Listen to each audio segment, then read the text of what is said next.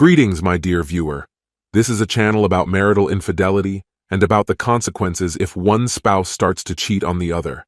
If you, as well as I do, support true family values and condemn cheating, then subscribe to the channel and give this video a like. Let's get started. Jeremy's hands shook as he rummaged through Nora's suitcase, his fingers brushing against delicate lace and a ridiculously large condom. A crushing wave of realization slammed into him, constricting his chest like a vice. His grip tightened, knuckles blanching as his pulse thundered in his ears.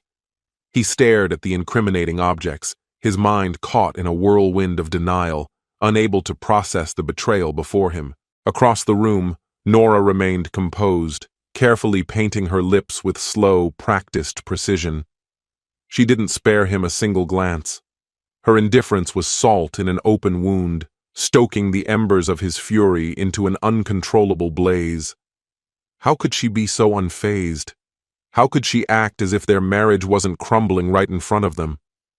His throat constricted as anger clawed its way to the surface. "Are you kidding me, Nora?" His voice was hoarse, laced with disbelief. He hurled the lingerie onto the bed, his hand trembling as he gestured toward it. "Care to explain?" The words came out raw, his patience stretched to the breaking point, but she didn't even blink. Instead, she met his gaze in the mirror, her expression dull, almost bored, before resuming her precise strokes of crimson. She let out a sigh, her voice dripping with exasperation. "Honestly, Jeremy, must you always be so theatrical?" His stomach churned. He wanted to yell, to break something, anything, but all he could do was glare at the damning evidence spread across their bed. His voice was strained, barely above a whisper. "You've never worn this for me." His jaw tightened. "And this?" He tossed the condom onto the mattress, his insides twisting into knots. "Do you think I'm an idiot?" With an infuriatingly calm demeanor, she snapped the lid of her lipstick shut and slipped it into her purse. "It's for work," she said at last, turning to face him with an expression so unreadable it sent a chill down his spine. "I'm attending a business conference, Jeremy. You know how crucial appearances are in my line of work. We've talked about this." His breath hitched. His thoughts scrambled to make sense of her blatant deflection. "A business conference?" he echoed, disbelief thick in his voice. "And you expect me to believe that?" He gestured wildly at the items, his fury barely contained. "With this?" A smirk ghosted across her lips as she stepped closer, her perfume wrapping around him like a cruel reminder of what they used to be. It was the same scent she wore when they first fell in love, but now it sickened him. "Oh, Jeremy," she murmured, shaking her head as though he were a child throwing a tantrum. "You're embarrassing yourself." She brushed past him effortlessly, as if he were nothing more than a minor inconvenience. "It's just work." His blood boiled. Her complete disregard for his pain, her refusal to acknowledge his heartbreak, was unbearable. "You are unbelievable," he muttered, his entire body trembling from barely contained rage. The words felt hollow, lost amidst the tempest raging inside him. Then, a sharp vibration shattered the suffocating silence. Nora's phone buzzed on the dresser. Jeremy's gaze darted toward the screen, and his breath left him in a rush.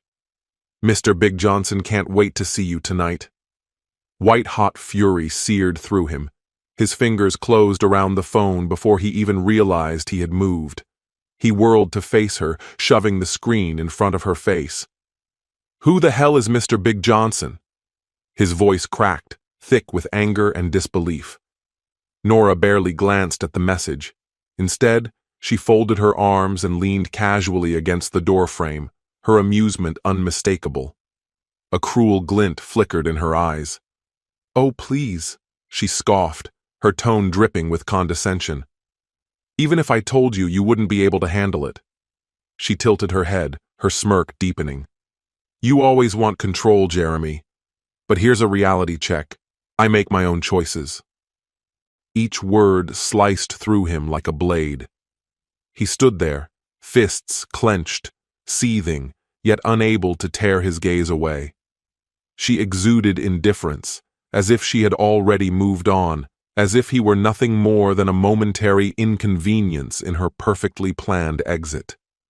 "And just so you're aware," she added with a slow, smug smile, "my lover is waiting outside." His jaw locked, his fists curled at his sides, his heart splintered, fracturing beyond repair. But there was no space for grief, not now. There was only rage, only the bitter taste of retribution on his tongue. He took a measured step toward her, his stare burning into hers. "You think you can just walk away?" His voice was low, lethal. "That you can do whatever the hell you want without consequence?" She gave a small shrug, completely undeterred. "Watch me." Without hesitation, she reached for her suitcase, gripping the handle with certainty. She moved toward the door, never once looking back, as if none of this mattered, as if he no longer existed in her world. Jeremy remained frozen, his breath heavy, his thoughts spiraling. The sheer audacity of her betrayal was suffocating. She truly believed she could walk out of his life unscathed. But she was mistaken. He exhaled sharply, his fingers slowly unfurling as he took a single step back. A chilling calm settled over him, drowning out the chaos inside. His lips curled into a twisted smirk, his eyes dark, empty. "Go ahead, Nora," he murmured, his voice eerily soft. "Do whatever you want."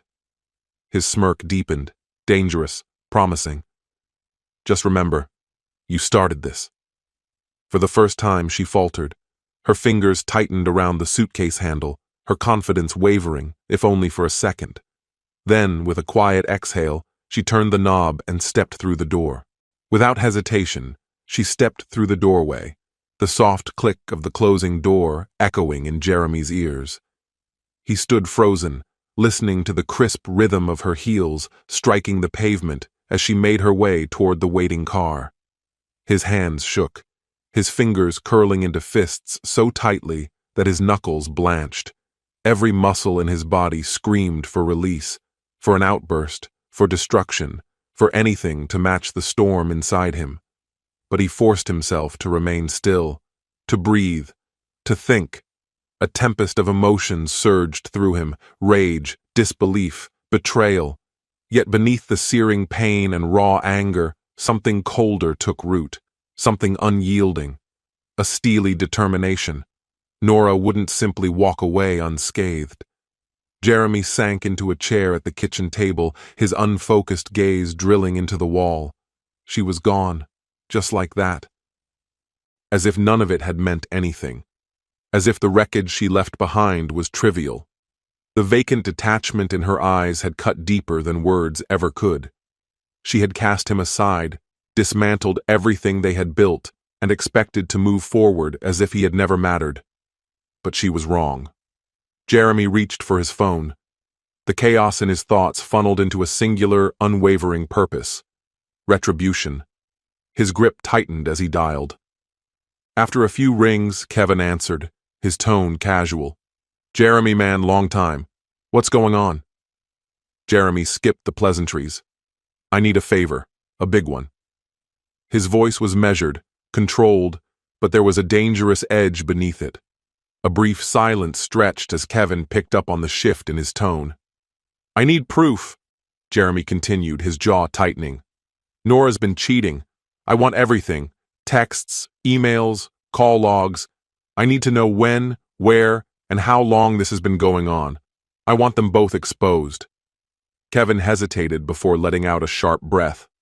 "Damn, that's rough."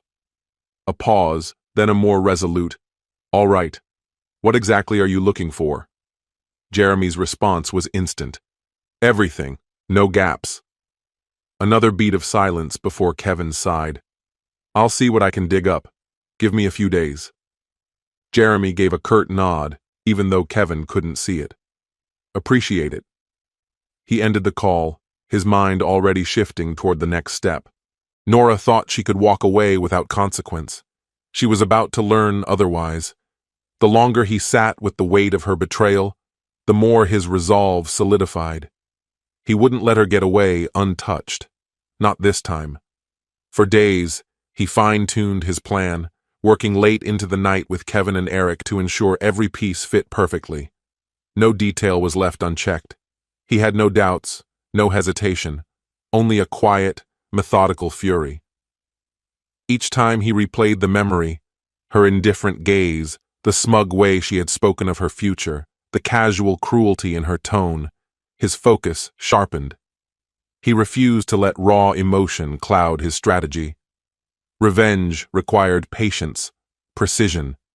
He wouldn't let his anger compromise his execution.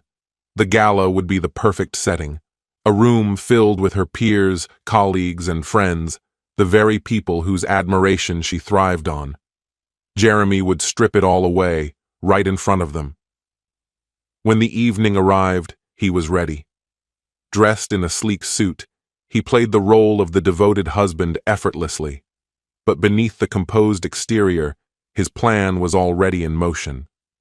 Nora, blissfully unaware of the storm looming over her, twirled in front of the mirror, admiring the sleek black gown draped over her frame. "What do you think?" she asked, her voice light, her eyes gleaming with excitement. "I think this is the one." Jeremy swallowed back the bitterness rising in his throat. "Yeah, looks great." The ease with which she moved, the way she carried herself without a single ounce of guilt, it was almost laughable. But soon, that would change. That night, as they entered the regal grand ballroom, Nora was greeted with warmth and admiration. Compliments on her dress, her grace, her success poured in. Jeremy hung back, watching from a calculated distance, his fury simmering just beneath the surface. Then he spotted him. Daniel. The man who had stolen what was his. The man who had been sneaking around with Nora for months. Daniel moved toward her with the familiarity of someone who had no reason to hide anymore. His expression was too comfortable, his glances too intimate. Jeremy watched as they exchanged hushed words, as Nora laughed, an effortless, radiant sound that sliced through him like a blade. His pulse hammered, but he remained composed. Everything was already set in motion. His phone vibrated in his pocket. A message from Eric. "We're all set, just waiting on your cue." Jeremy exhaled slowly, his grip firming around the device. It was time. Jeremy waited, patient and calculating, allowing Nora to sink into the ease of the evening.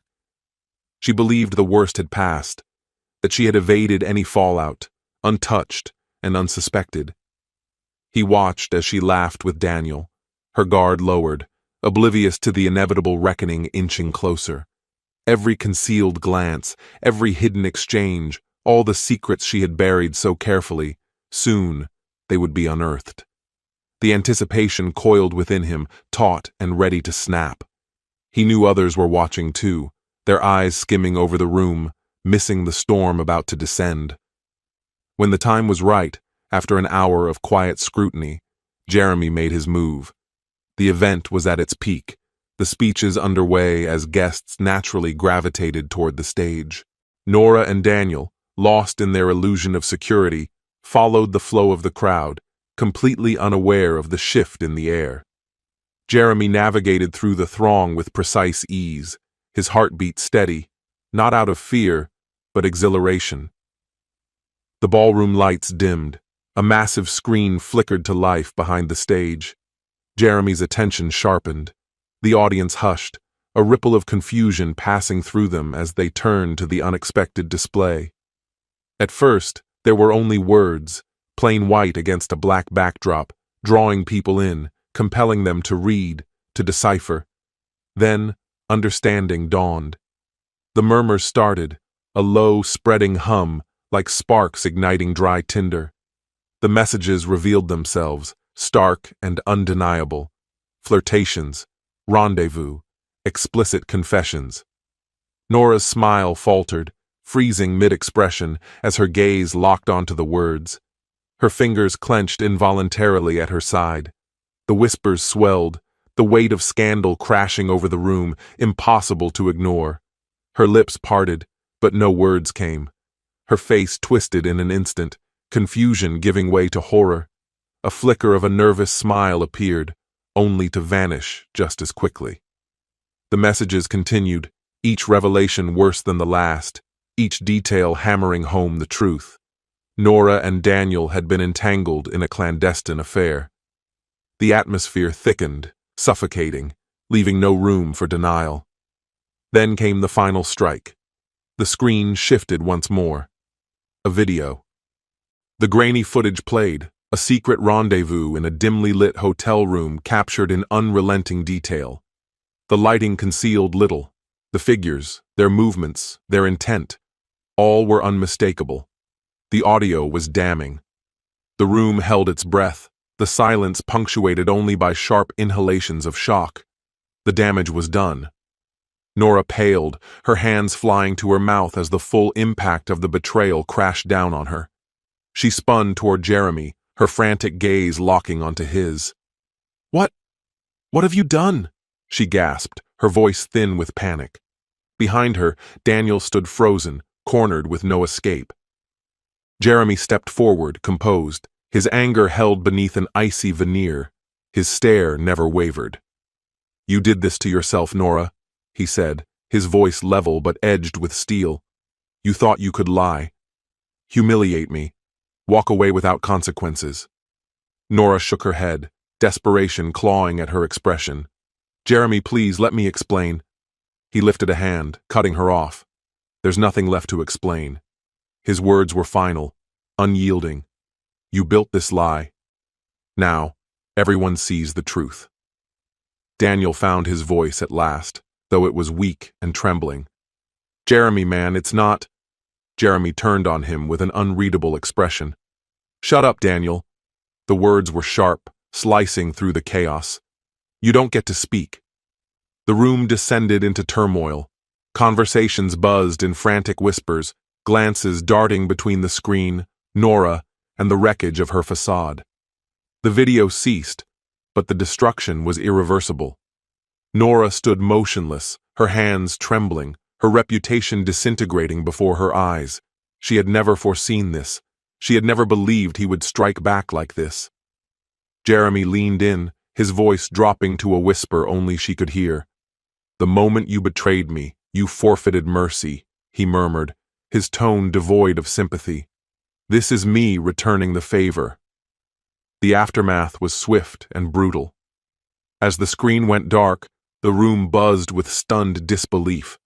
Colleagues recoiled, some in disgust, others reveling in the spectacle of scandal. Daniel attempted to slip away, but there was no escaping the wreckage. Nora remained paralyzed, trapped in the moment that had unraveled everything. Her career, her status, the carefully curated life she had built, it had all crumbled in seconds. When the event concluded, she scrambled to find Jeremy, calling him endlessly, sending frantic messages, even showing up at his apartment. He never responded. Jeremy had already moved on. By morning, the full extent of the fallout became clear. Her phone vibrated non-stop, calls, messages, and notifications flooding in. Friends, colleagues, even family demanded answers, all echoing the same questions. Is it true? What happened? She stared at the screen, the weight of her choices crushing her. She had convinced herself she could balance it all, keep Jeremy and Daniel separate, weave her lies without consequence. Now, it had all collapsed. Daniel's reckoning was just as swift. The next morning, HR summoned him into a private meeting. He sat across from the department head, his face ashen, dread sinking into his stomach. "You engaged in an affair with a colleague," the HR director stated, her voice devoid of sympathy. There was no excuse, no escape. The consequences had come, swift and unrelenting. What happened wasn't just a breach of company policy, it was a public spectacle at a corporate event. There was no way to erase it, no way to take it back. Daniel tried to argue his case, but it was futile. By the end of the day, the decision had been made. He was terminated, left to clear out his desk under the silent scrutiny of his colleagues. Nora's fate wasn't much better. The consequences traveled swiftly up the chain of command. Though she wasn't immediately dismissed, the writing was on the wall.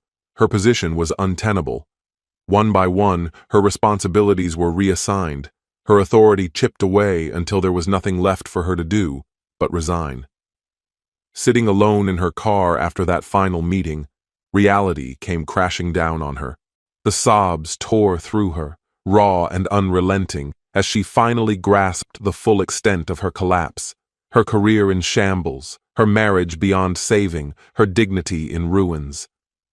Watching from a distance, Jeremy took it all in. There was no gloating, no smug satisfaction, just a quiet, frigid sense of closure. He had ensured that Nora understood the price of her betrayal, and now that debt was settled. With nothing left to keep him tethered to the chaos, he could finally walk away. As time wore on, Nora's situation only worsened. The stain of what she had done followed her everywhere, a shadow she couldn't escape. No one was willing to take a chance on someone with scandal clinging to them like a curse. Jeremy remained unmoved. He ignored her texts, let her calls go unanswered. As far as he was concerned, there was nothing left to say. My friend, and this is the end of the story.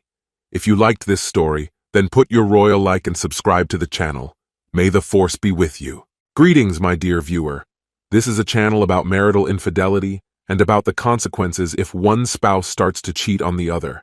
If you, as well as I do, support true family values and condemn cheating, then subscribe to the channel and give this video a like. Let's get started. My name is Simon. Had you asked me a year ago, I would have spoken with absolute certainty. My marriage was solid. I was convinced that nothing could shake the foundation my wife and I had built. Every ounce of my energy was funneled into our future, into the business that had finally started to thrive.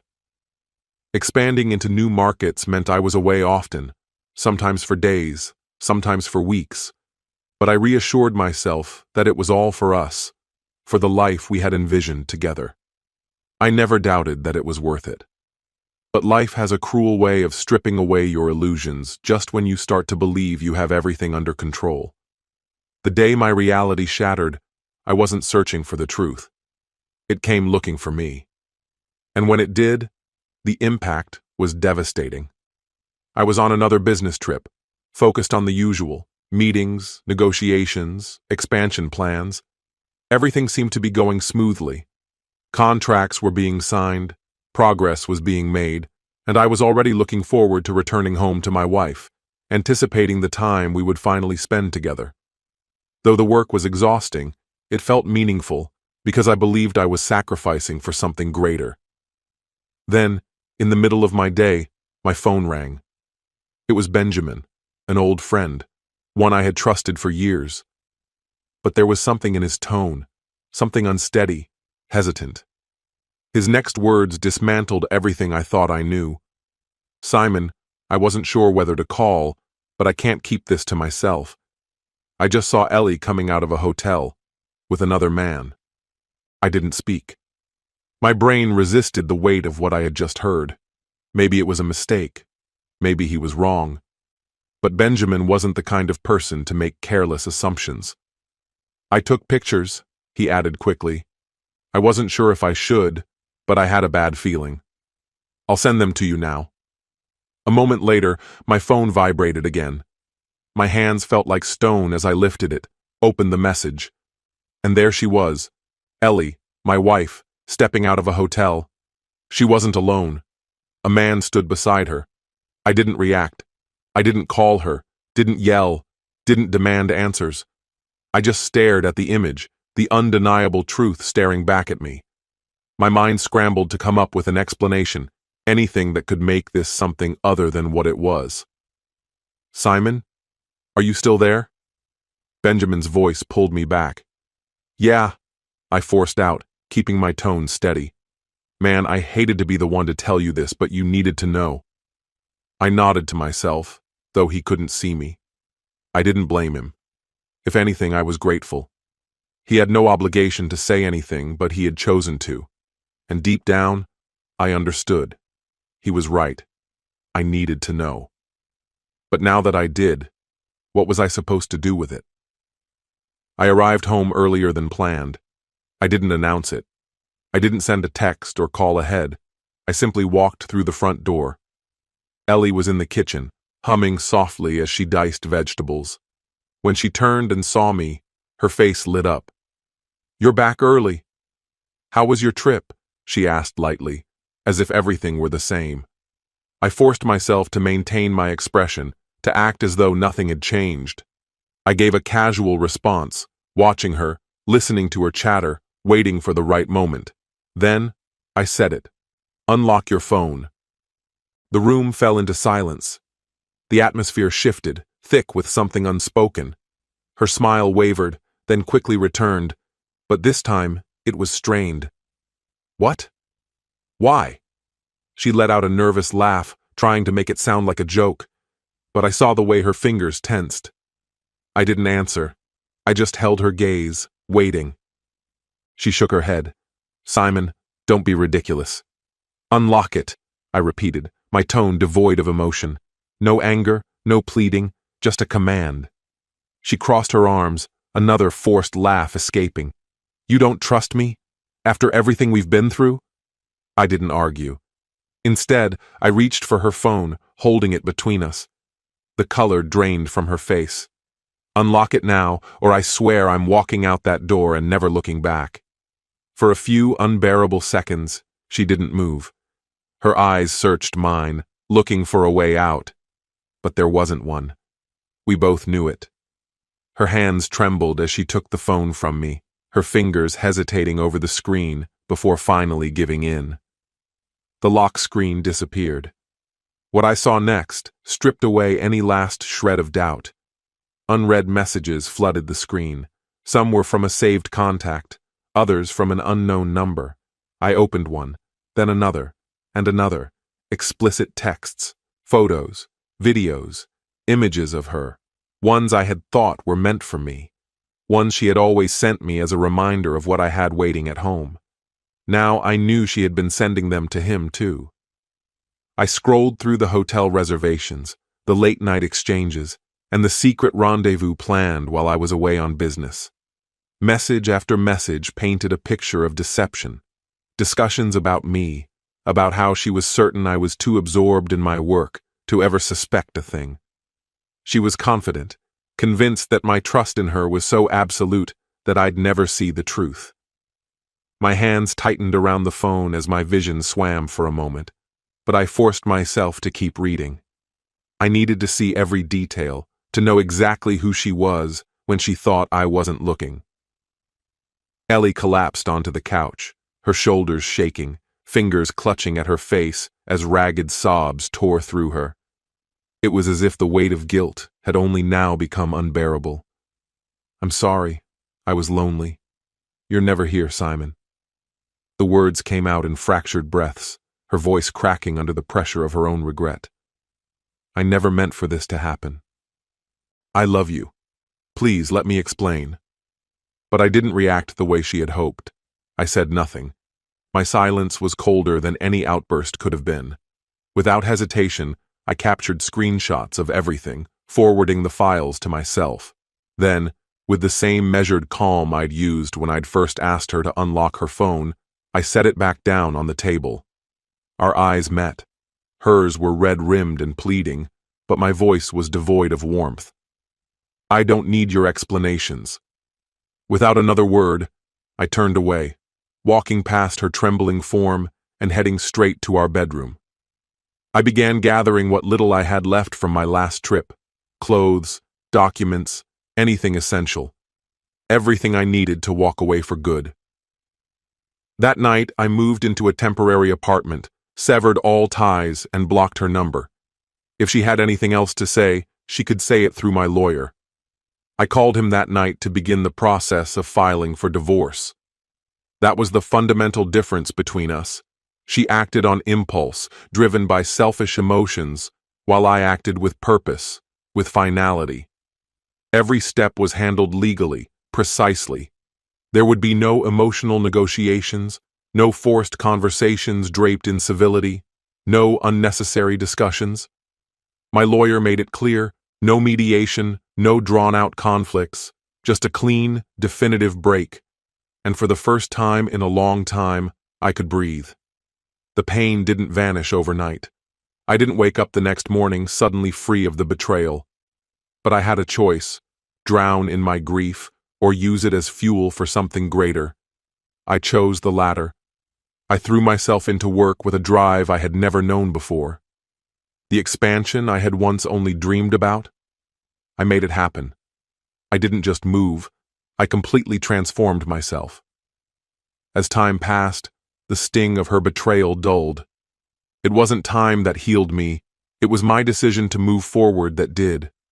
Months slipped by, and one morning, as I stood before the mirror, I barely recognized the man staring back. Stronger, sharper, more successful. By then, the divorce was nearly finalized. The process had dragged on because she wanted more than I was willing to give. But the best part? I no longer felt anything for her.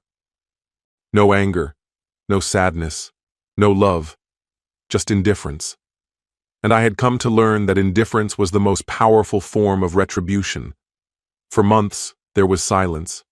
I rebuilt my life from the ground up in a new city, free of the weight she had placed on me. And just as I was finally breathing without the crushing burden of her betrayal, she reappeared. It was late, long past dinner. I had just finished work, looking forward to a hot shower and some well-earned rest, when a knock at the door shattered the quiet. I wasn't expecting anyone. For a brief moment, I debated ignoring it, but something urged me to check. I opened the door. Ellie stood beneath the dim porch light, her eyes swollen, cheeks streaked with tears. But that wasn't what stopped me cold. Her stomach was round, heavy, pregnant.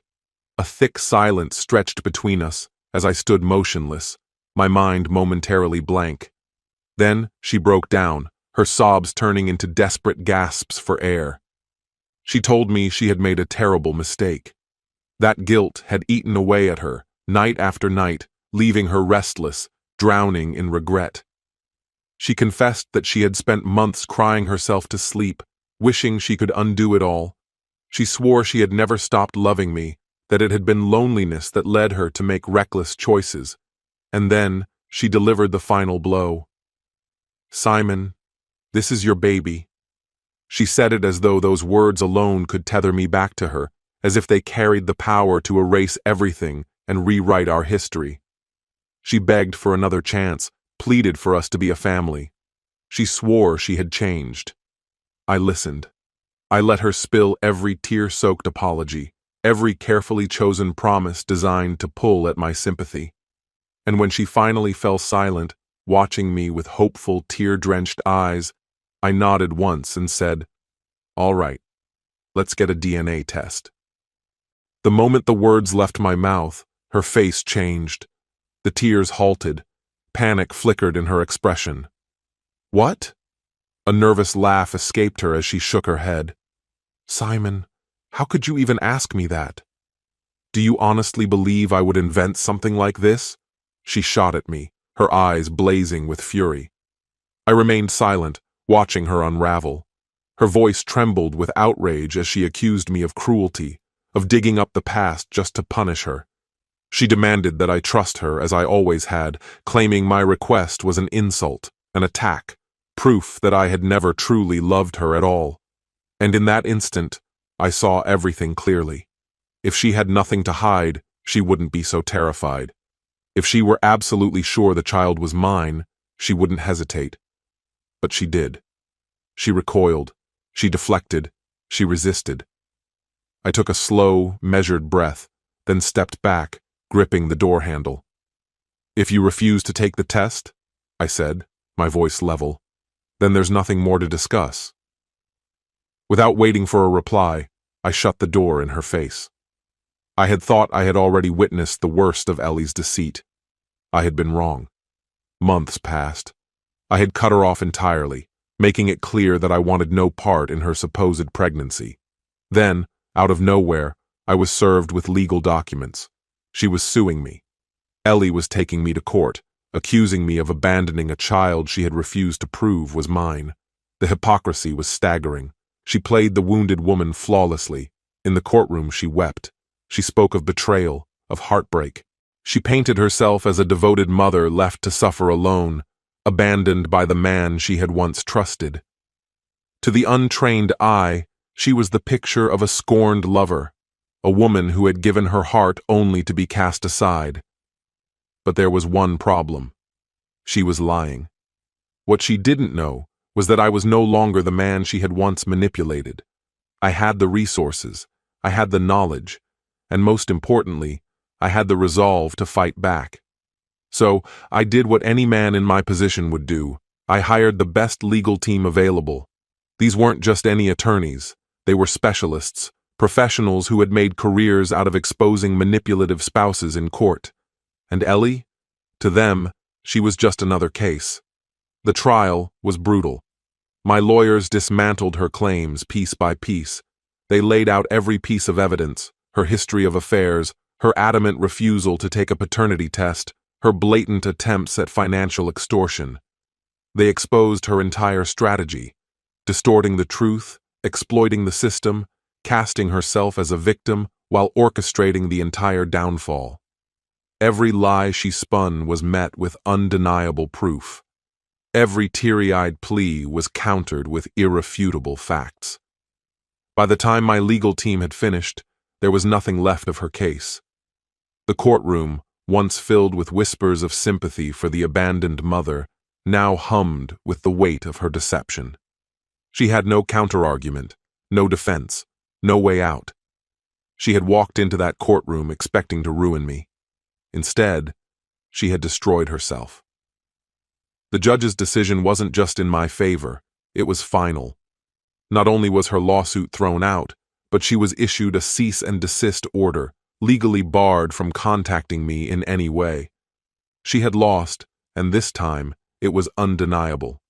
There was no coming back from it. As I left that courtroom, I reflected on how far things had come. There had been a time when I had almost felt sorry for her. When she had stood at my doorstep, begging for another chance, I had nearly given in.